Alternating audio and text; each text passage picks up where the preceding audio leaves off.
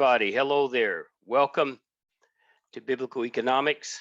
And wow, what a interesting evening. I hope you're having a great one. I'm going to get on to what I'm talking about because people can always look at this later.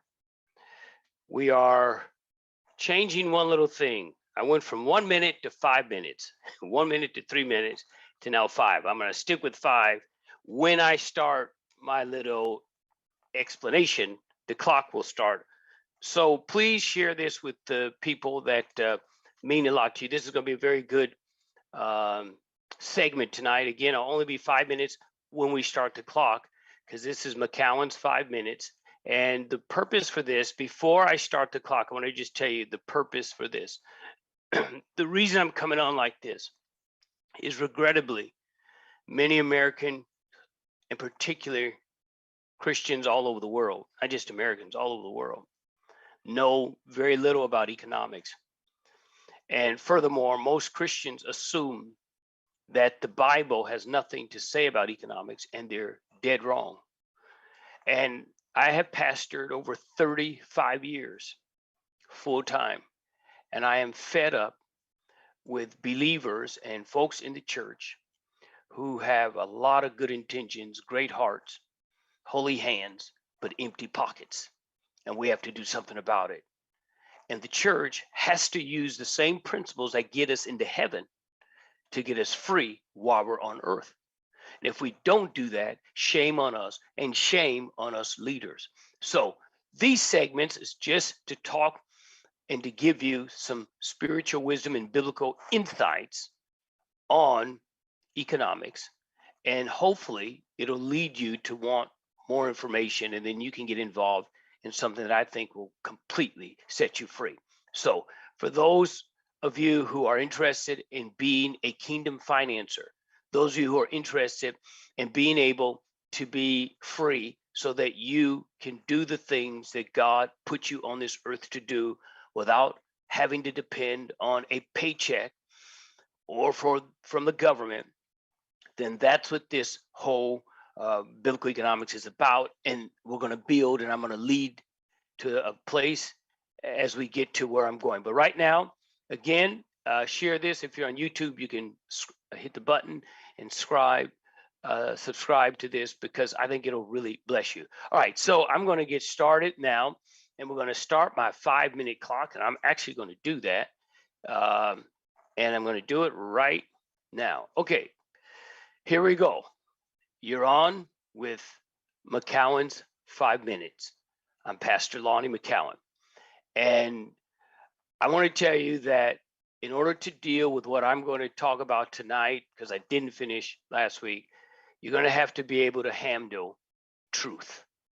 And if you're ready for the truth, then here it is. You and I have been programmed to be poor.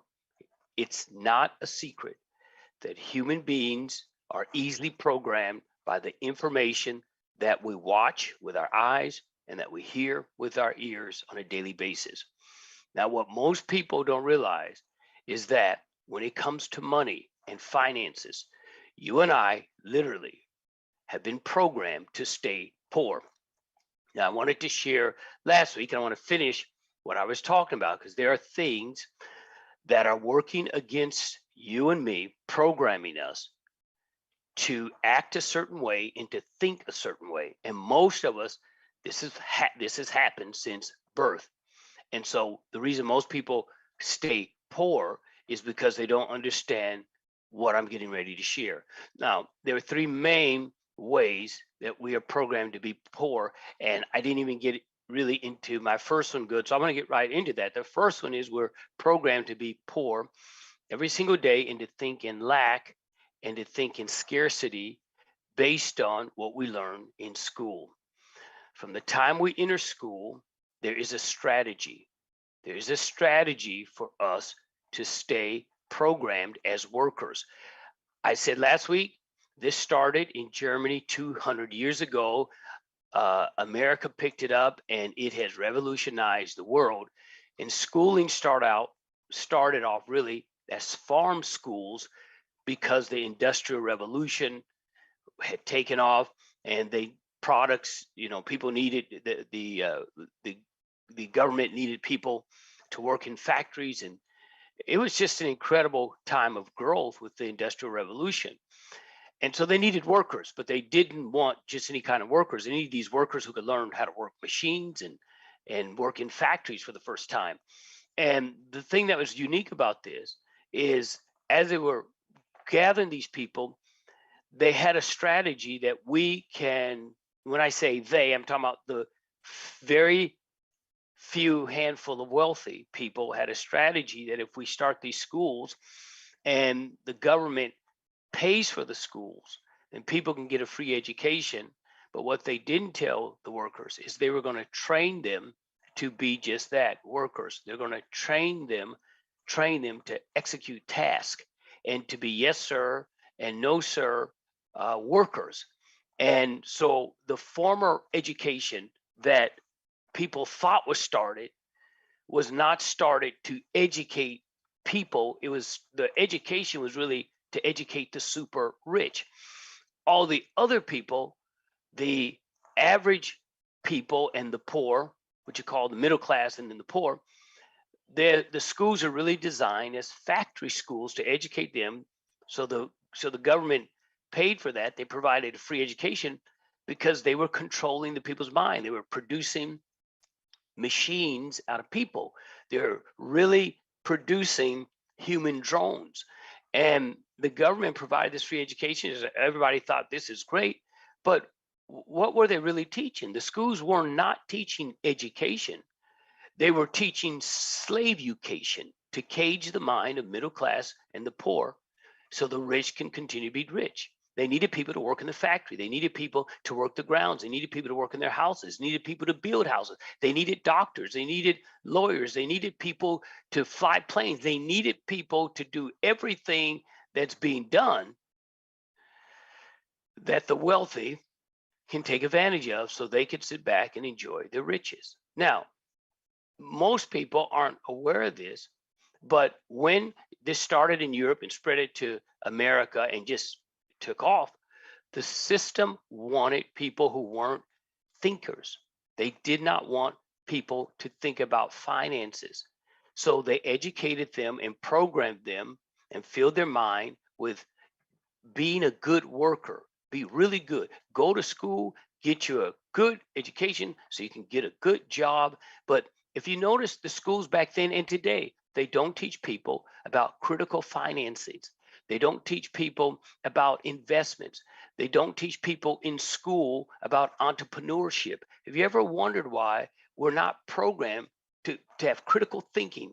Our education has nothing to do with entrepreneurship. It has nothing to do with inventing things. It has nothing to do with any of those things.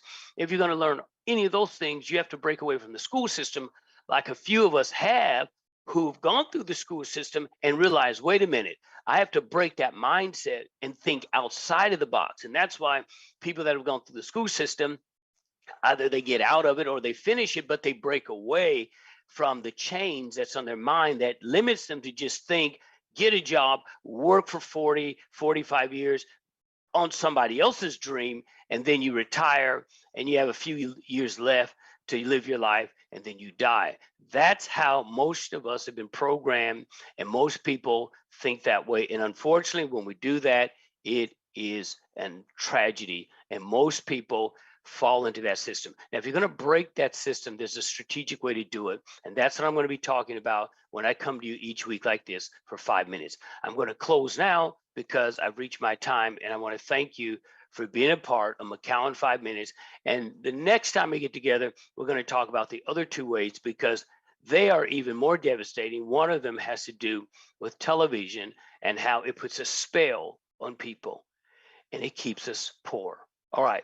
Thank you for joining me for Biblical Economics. I'll see you next time right here. God bless you.